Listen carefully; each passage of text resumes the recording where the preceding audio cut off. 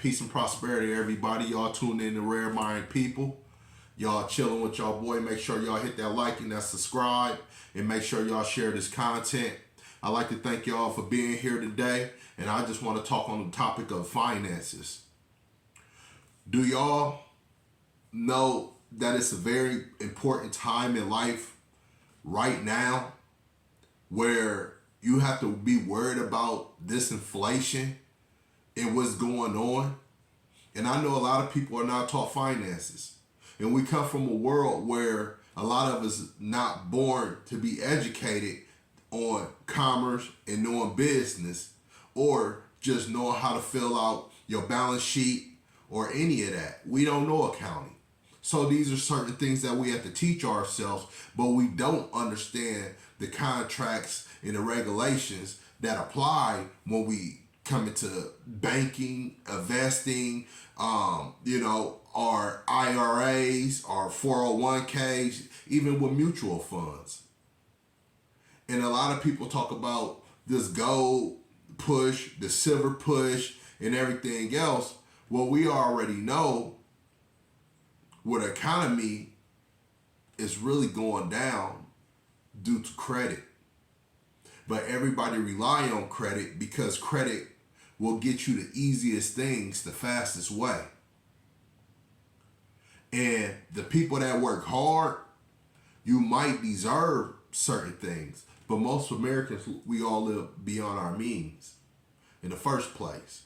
So I just want to talk about how this bank system about to turn out, and it's gonna start up a ripple effect. As we already know, everything is merging. Just like most, like 90% of U.S. oil companies within the last 10 years or so, you know what I'm saying, how vanished.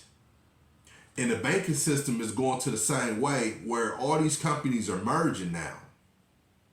We even look at brokerage companies that deal with stocks and everything else. All of them are shutting down, and most of them are merging with one another.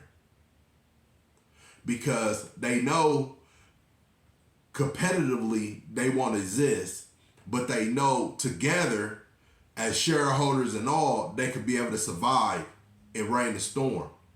So we have to understand how credit has really affected us, but not just only that, how the banks are borrowing so much money from your signature, which is the ledger, and putting them into a deeper situation because they already got to pay more for deposits.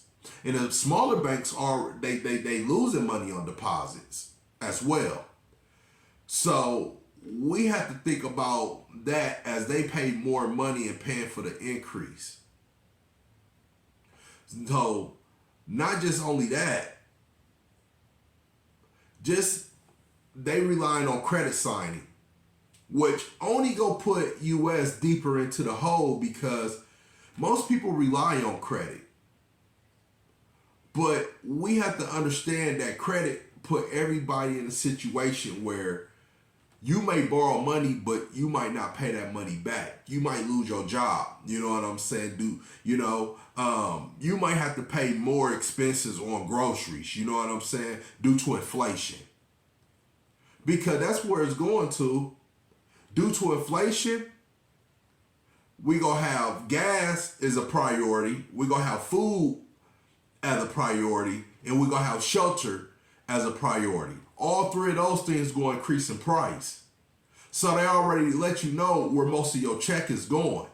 So all that recreational money, you're not going to go be able to have, especially if you don't have multiple sources of income. Is most people are not business owners. Then I want to jump off topic a little bit because when they talk about businesses, you know what I'm saying, have came into existence and business have grown and things like that, man, that's just only because people have registered. That's not no established business that's really functioning out here. Those only registered business that they taking the statistic from, you know what I'm saying, InBiz or whatever the case may be. But still, those are not functioning businesses. Those are struggling business, or those are smuggling businesses. Those are not business that's moving the economy to create jobs or none of above. But anyways, I want to get back on this though. You know what I'm saying? But the banks have provision of $5 billion in reserve. You know what I'm saying? In a stockpile. But that don't change the narrative that all that money that they got sitting in the reserve for security or insurance it's already been tapping away from. It already been in decline. Banks already reaching that to the point where they like used up like $4 billion of that money already. So we don't know where things go in the near future. Maybe the fourth quarter gonna look good for them. You see what I'm saying? Due to big banks receiving more deposits and things like that. But due to the second and third quarter, oh, it's gonna be hell for banks. I could guarantee that. It's gonna be hell for a lot of banks. You know, because they get taxed out the ass just off note receivables. So we can't forget about them letting small businesses borrow money. Then we also got to think about it. CD rates is going up as well. So you're really not getting the bang for your buck when you have money sitting in there for 6 months, 9 months, a year, 3 years. You know, it's just, I mean, you better off putting your money in the stock market or something like that and seeing that flip in 3 to 6 months, whatever the case may be, you know. But also, liquidity is drying up, so we got to think about it. Stores are just not going to be fully shelved. It's going to be hard for you to get the things that you really need in the grocery stores. It's going to be a lot of straggler things. And, you know what I mean, it's going to be undesirable when you walk in the grocery store, you know, because the price is going to be higher and you're not going to be able to get the things that you want. And the lines is going to be longer because it's going to be less help that's going to be around in the grocery store.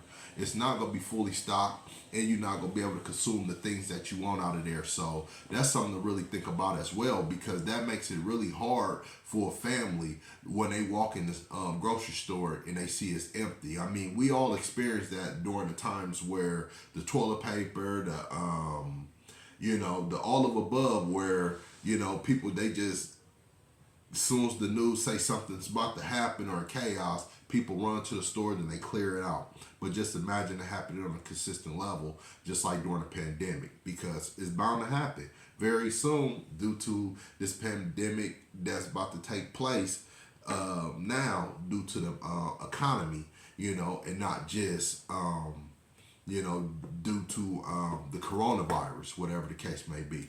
But also, we got to look at how they talking about the credit signing, whatever the case may be, how it only weakens the dollar at the same time, because by more people borrowing money and things like that, the dollar becomes more weaker. Even though the banks will benefit more because they making money off your ledger, but we got to also think about this at the same time.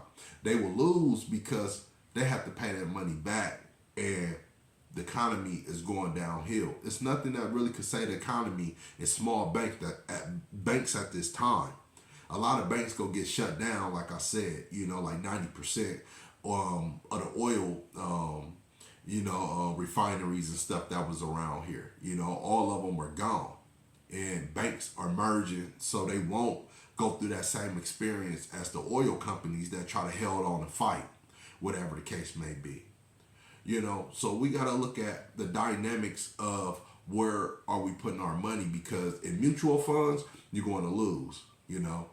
You really is, because we got to look at, you relying on a whole bunch of companies that relying on a whole bunch of other companies to make moves for them, which is not a good move when you're talking about investing your savings, you know. So me personally, I feel the best route to put your money in is an IRA, not just a regular IRA, but a Roth IRA, because I think that's the most safest and most secure, inefficient account that you can have.